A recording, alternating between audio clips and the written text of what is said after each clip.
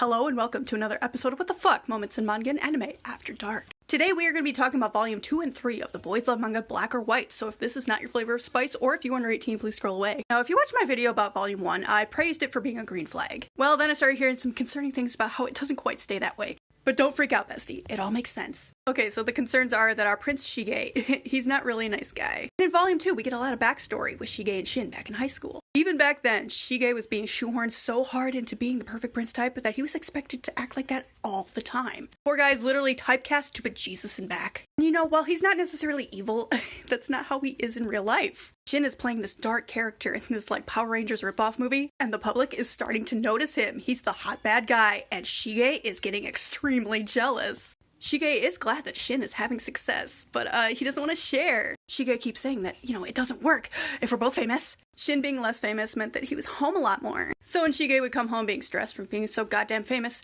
Shin was there. And of course, they're both worried because, if they're both famous, it's harder to keep their secret. But our quiet boy Shin, he takes the initiative. He starts talking to a fellow coworker that was also typecast at an early age. He wants to find any way to help Shige. Oh, but you see, Shige, he's jealous. Regardless of the context, Shige does not want to see Shin with another guy. Yeah, he's like that crazy girl who yells at a waitress for the waitress, talking to her man. Bitch, I'm just asking him what he wants to drink. I don't want your crusty ass man.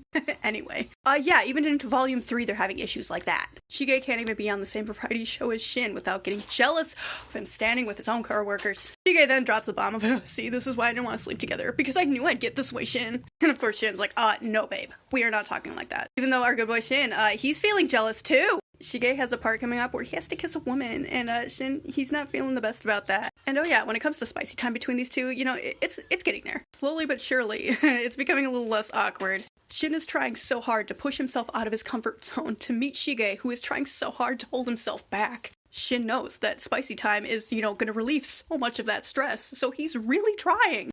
Yeah, so there's a lot of, red flaggy energy, but, there's also a lot of stress that comes with that, so it makes sense. Ain't nobody looking cute having a breakdown. Yeah, so the stress, it's knocking everybody a little bit off center, but, everything's slowly coming into focus. Okay, bestie, but I'm not gonna lie to you, things might get worse before they get better, but I still have hope in this series and these boys.